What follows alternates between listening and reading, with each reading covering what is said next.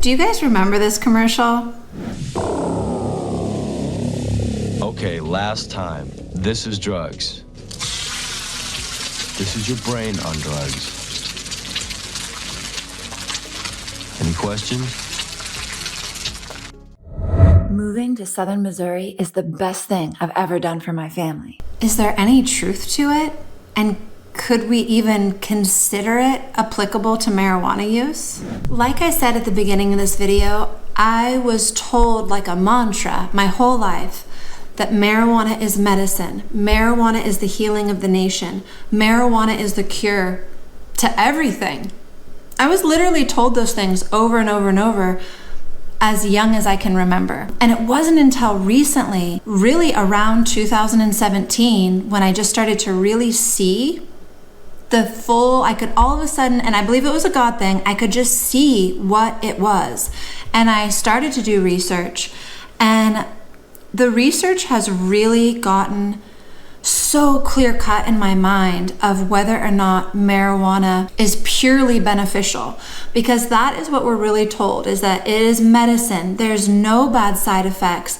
No one has ever died from an overdose of marijuana. I've been told that marijuana purifies the lungs. It doesn't hurt the lungs, it purifies the lungs. And I'm gonna be honest, here's something that I thought my whole life is, I was like, if it makes you stupid, why do I get straight A's? And the truth is, I have always been good in academia, and I think it has more to say about the lack of challenge in academia than the fact that marijuana wasn't harming my brain. And I would say that the last years of not smoking, I have really had to rehabilitate my brain. And I've done, really, if you just do beneficial things to your body instead of harmful things, it repairs, okay? But looking into this research that I'm about to share is something that I would have never even considered when I was living in Humboldt County, because that culture is so strong that you do not question. It's like a cult. You do not question the beneficial nature of marijuana, because your family will literally disown you. Seriously, that is the vibe of Humboldt County.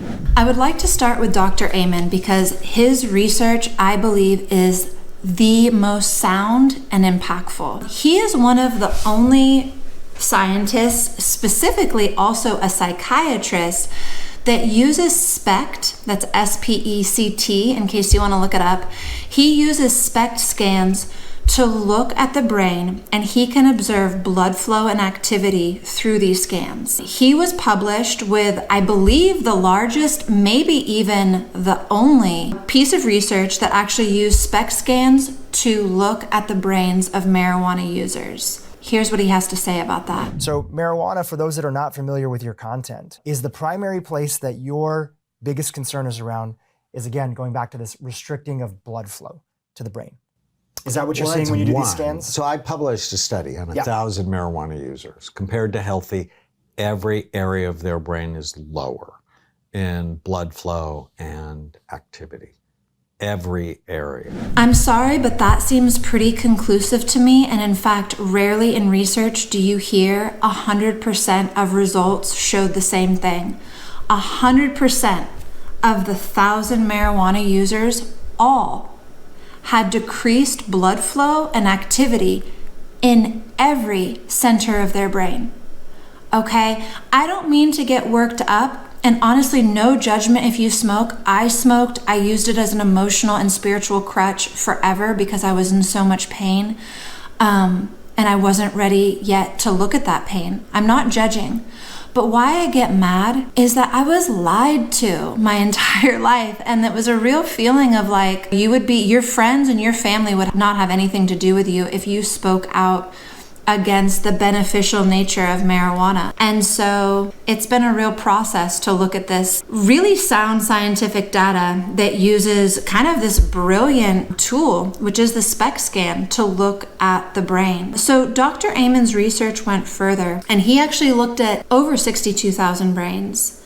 And what he was trying to deduce from that is what negatively impacts the brain the most, and what causes it to age the most. And what I mean by that is, like, we're all kind of aware in this day and age that your physical age might not match your biological age, meaning you might actually biologically be younger or older than your physical age, meaning either you've pretty much hammered your body or you've taken care of it and optimized it, right?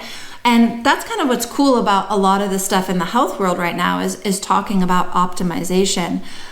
And this was huge. His study was huge. Even he assumed, just like we all do, that alcohol, hard drugs, all of the things that we think about as the worst things for your body and mind, that they would have proven to be the hardest on the brain. But it's crazy. Here's what his research found. And then I did a study. I did the world's largest, I think, the world's largest brain imaging study, 62,454 scans on how the brain ages. And it's fascinating. Little kids have very busy, active brains, sort of stabilizes around 25 to about 60, and then it's a slow march lower. And then we looked at, well, what accelerates aging? And we have this massive database using marijuana, using alcohol, using cigarettes, having diagnoses like depression or ADHD or schizophrenia. Schizophrenia aged the brain the most. But what shocked me is marijuana aged the brain the second most. And I'm like, well, that's not a good thing. And now alcohol's not good and nicotine's not good for the brain, but why would I ever do anything that ages my brain? The second thing, and I'm also a child psychiatrist, and I've known for a long time that marijuana in adolescence is bad for the developing brain. It demotivates kids. If I had a 14-year-old who all of a sudden has ADD, but they didn't have ADD when they were 12, I'm like, you need to pee in the cup. I mean, you needed to do a drug screen. And marijuana was the most common offender. Teenagers who smoke, and my big concern as the perception of the dangerousness of a drug goes down, its use goes up. Of the danger concern as the teen drug screen, and marijuana was the most common offender. Teenagers who smoke, and my big concern as the perception of the dangerousness of a drug goes down, its use goes up. And now marijuana is everywhere. I mean, you live in LA, I live in Orange County, there are pot dispensaries all over the place. It's good medicine. This research is so groundbreaking, and you know what? It really truly hasn't been pushed forward in the mainstream. Certainly not embraced by academia. And honestly, you know, it is growing knowledge because Dr. Amen has become fairly well known, but there's not a conversation about this research that matches how crucial and how crazy important this is. So that research, that marijuana, the only thing that ages the brain worse than marijuana was schizophrenia. And marijuana aged the brain more than alcohol.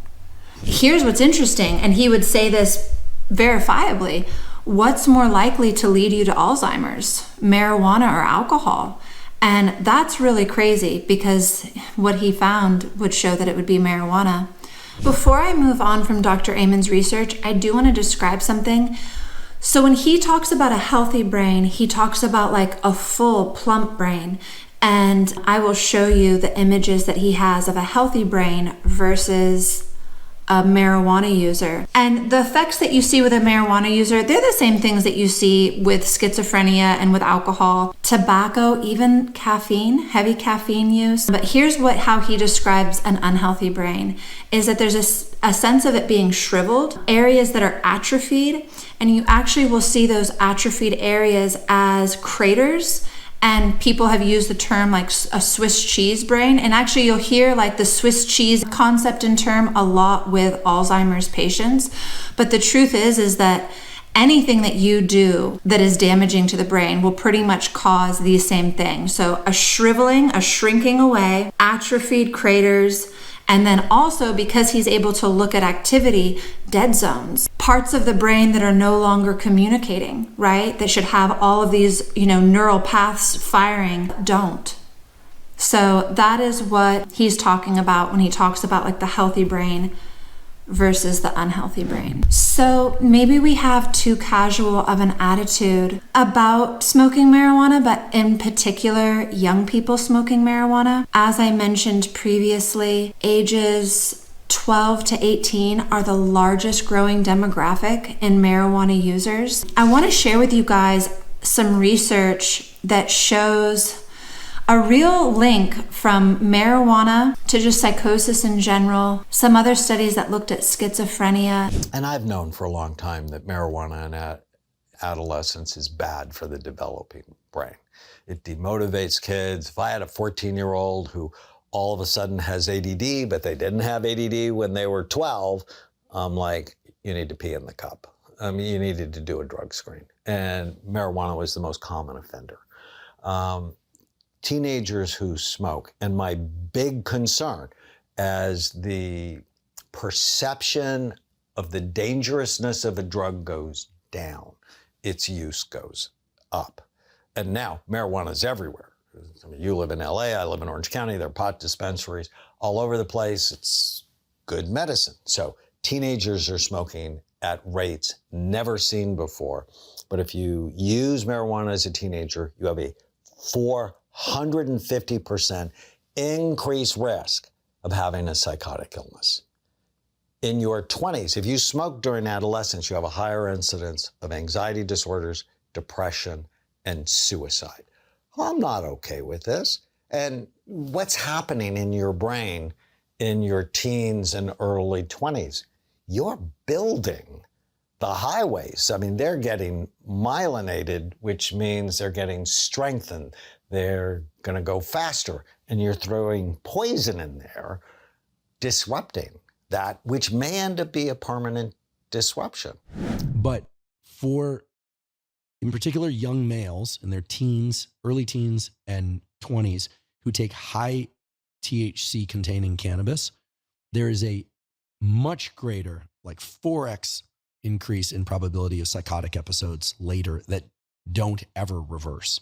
Mm-hmm. In fact, when I spoke to the leading researcher on this up in Canada, she told me that the probability that a lot of what we see as kind of street homelessness now, what people appear to be schizophrenic, was likely triggered by high dose cannabis use. So what I'm proposing is that people, especially parents, have become far too casual about marijuana smoking. When you start to dig on the internet, you find so many testimonies, particularly from young men, all attesting to complete mental collapse after smoking weed, especially weed that they knew particularly was high potency. While there are people that definitely claim that marijuana has really helped with anxiety, and I can attest to that. See, it never stopped the anxiety for me. Like, let me describe it. One, you're addicted.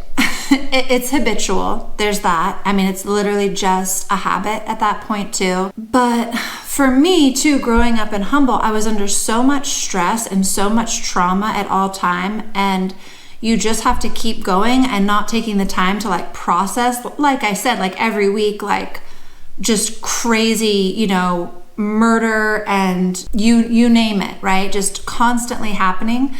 And so that wheel of trauma, like you could never really catch up with it. And so my friends and I would smoke just to maintain like a numbness, just to keep going through the rat race. And I'm sure there's a lot of youth that can kind of connect with that. It's like, yeah, you could call it a crutch, you could call it a tool for coping, but it doesn't cure anxiety or even stop it.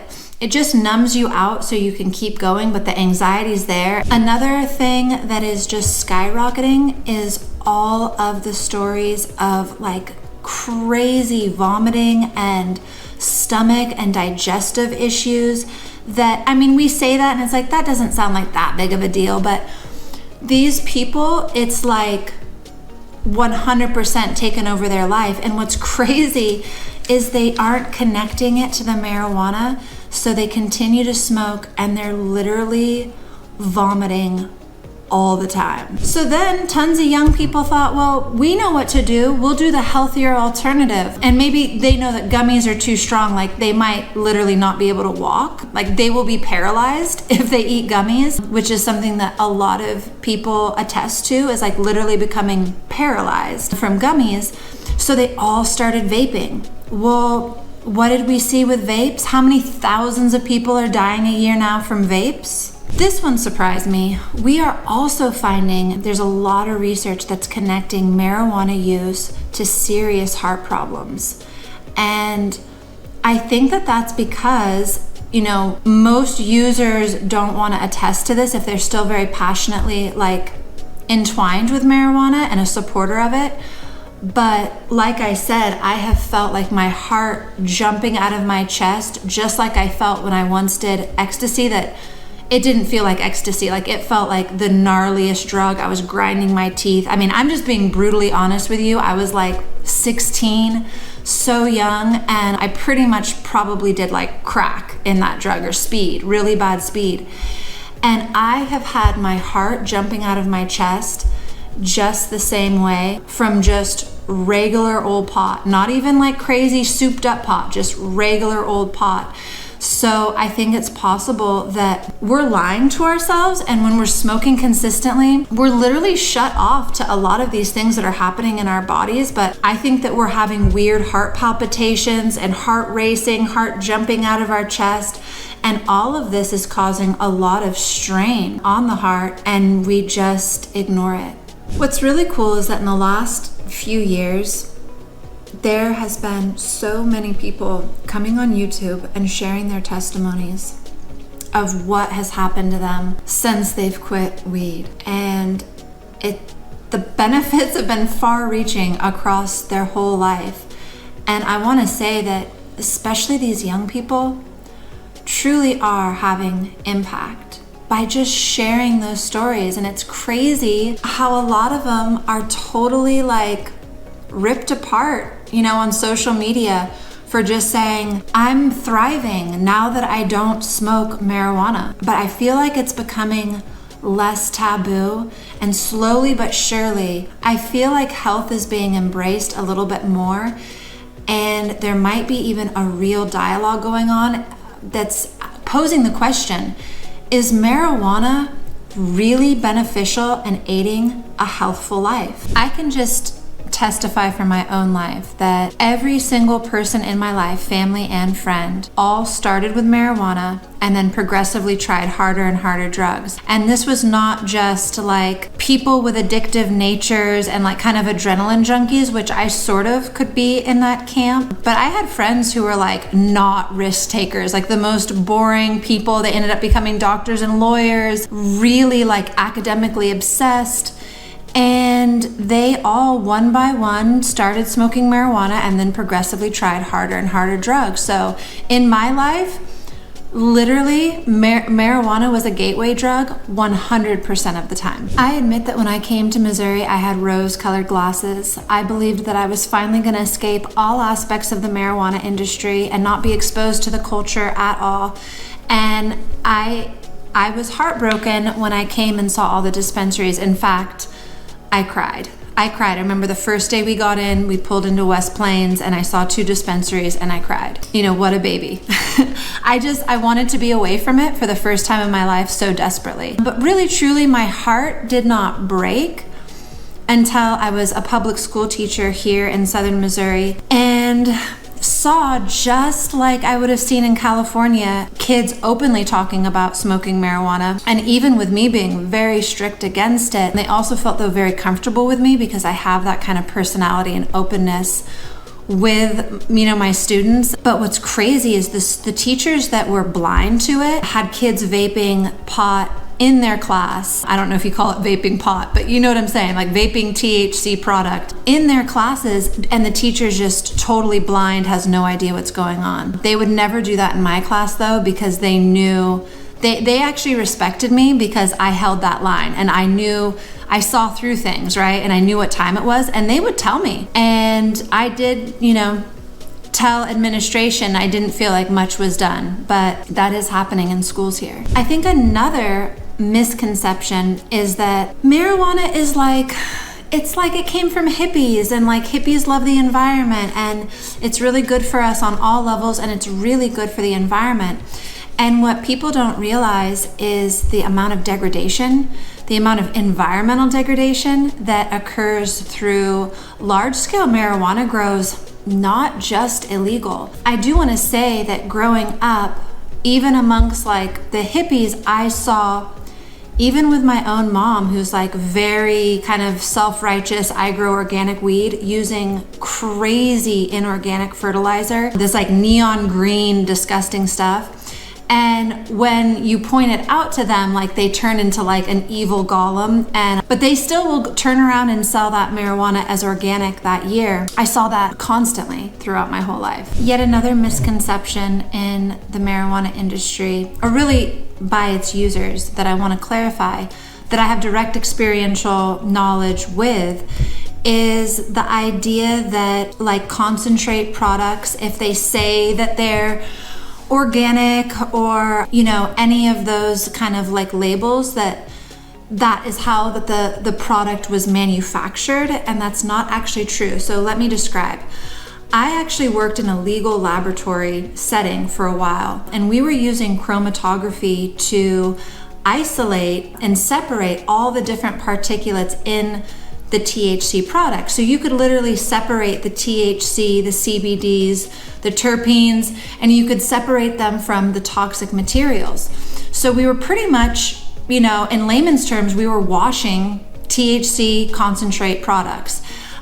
Those products are then sold as organic once they are purified. That is better for the end user, but I think what end users don't know, and what they just feel good about probably using that product, that it's healthy and it's healthy for the earth. And what they don't realize is that that product may have had Agent Orange or another banned chemical used to grow it. And especially in the concentrate products, a lot of it are coming from illegal grows that are using all sorts of banned chemicals. I think also that people don't realize how this can all affect our water supply, and both legal and illegal grows, for sure. In terms of the illegal grows and like what's happening in the public lands with the Mexican cartels, I have heard numerous stories of them using like creeks to literally wash out and mix these crazy strong chemicals that definitely lead to death or birth defects, you know, really serious chemicals. So yeah, they are definitely being mixed into our water supply, and then they often leave all of the trash in the creek beds as well. So what could possibly be my motive for making such a truly horrendous video with such brutal content that I actually had to give a disclaimer to have your children stop watching? Well, to be honest, it initially is a response to the question I continually get of, you know, what are the things in Missouri that I'm concerned about? What are the hard things? What are the cons? And I've made some somewhat lighthearted videos about those, and highlighting, you know, the things that you'll have maybe in everyday life, highlighting particularly ticks, chiggers, and humidity. But on a deeper level, I have felt disingenuous just saying those things. And I want to be honest, and I hope that I can be heard, whether you embrace marijuana or whether you hate it, is that I have true concern, and I would say some PTSD fear about what legalized marijuana recreationally could do to Missouri. And of course, that's directly linked to my history in California. So I just want to first state that. The next thing is that this video is really a response to just kind of the extremely casual attitude that I see here in Missouri. That attitude did surprise me. I just assumed everyone would be super anti-marijuana here, and I did want that because I was going through that phase. And I admit, when I first started going through this phase, I had a lot of judgment towards people still in the industry and also, you know, smokers. And I just want to say that I do not feel that at all anymore. Like none, no judgment. I mean, goodness, look at my own history and I so understand. I so understand what leads people to that plant. I just wanted to share my story because I don't think that we're talking enough about regulation and just slowing this train down, because there is a train that is moving so quickly. And I would have to say that I'm mostly concerned for our youth, but I'm truly also concerned for national security. Now, saying all that, there's a very potent and interesting time that's going to be coming up for Missouri in this next election. And a lot of people don't know about it, and I wanted to tell people. And that is that within Prop 3, right, which is a very long piece of legislation, I think that we had to add 39 pages to our like 200 and something page constitution. So like a sizable portion of our constitution is literally just this marijuana law. And I want to say it's Article 14 now.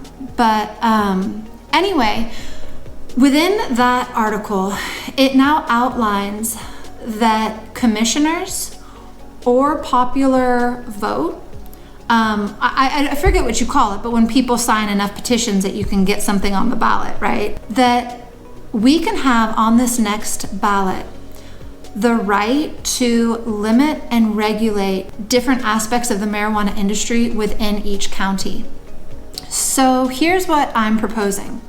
First of all, every county that voted yes on Prop 3, I personally don't want to try to interact with on the subject matter. I guess that's a deep place of like kind of believing somewhat in democracy. It's like they truly voted it in, like their population truly voted it in. But the bulk of Missouri, I mean, we're talking like the overwhelming majority of Missouri voted no on Prop 3. They won by like a 52% margin, something like that. So not a very large margin at all. Ironically, in the piece of legislation, it says that counties are going to have to, like if counties want to restrict or regulate marijuana this upcoming election, they're going to have to win with a 60% vote, which was kind of ironic, kind of slimy, considering that their side only won, just squeaked through with 52%, but now if anyone wants to regulate it, they have to win with 60%. But that's okay. If you look at the numbers, the overwhelming majority of counties in Missouri voted a hard no on Prop 3, and we're talking 70 to 80% no, right? So here's what I'm proposing. I'm proposing that those counties get encouraged through their citizenry, encourage their commissioners to put some restrictions and some regulation into this next ballot. So what could that look like? It could look like restrictions regarding advertising that are clearly targeting the youth. I mean, all of the like watermelon gummy, like all of that kind of advertising, yeah, it's some of it's for adults and it's a pretty immature, section, but a lot of that is for teens. And you better believe that the more we allow marijuana to be freely advertised everywhere in our communities, kids are going to feel more encouraged to smoke it. It's just going to continually be normalized. Other aspects that could be considered is, the amount of dispensaries that are popping up everywhere, even in these small rural towns. Does a tiny town need 3 dispensaries? Like, what is the limit? How many are we going to have? Are we going to start to see, like 5 dispensaries down one road and then we're just going to allow that? We could put some regulation there, and I don't think that would be a bad thing at all, especially considering that a lot of these dispensaries are not just selling legal weed. They're selling the very product that's produced by the cartels that are kind of taking over our country. I mean, not to be an alarmist, but did you watch my video? I don't think that would be bad to slow their proliferation of all of these dispensaries. I think that would be a good place. And there's a lot of other places that we could go with kind of just some thoughtful regulation geared towards protecting our youth, certainly protecting our environment. I think that probably Missouri needs to start surveilling its public lands because it happens so quick. They get taken over so quick. And then once they're fully controlled and fully kind of seized, it becomes near impossible for our agencies to take them back. I mean, at this point, what is it going to take? It's going to take like a war on our own soil to get our own soil back. So I know that this video is very intense. I know that there are going to be some people that feel like I'm just way out of line with reality and how innocent marijuana production is. And I just invite you to do your own research and dig a little bit deeper. The information is out there. I think that when we are supportive of marijuana, we put the blinders on big time. And what I'm asking, particularly the people that support marijuana proliferation in Missouri, is to take those blinders off. I'm asking you to take a really truthful, open-eyed look at marijuana across this country. And let's work together to ensure that the heritage of the Ozarks is preserved and not lost. As always, such a big thank you for sticking around. I promise you this will be my longest, most intense video ever. I really truly don't see myself having videos like this become the norm, but I guess it's coming from a place of true love for Missouri, and really wanting it to be as beautiful as it has been, and to not change the way that I saw my small rural town change night and day. I think it's important for us all to be a little bit conservative and try to conserve some American traditions. Anyway, thank you guys so much for watching this video. As always, if you want to talk real estate or, any of the other topics I've talked about in these videos, all my information is in the description below, and I always answer right away. So feel free to reach out. Thank you so much and have a blessed day.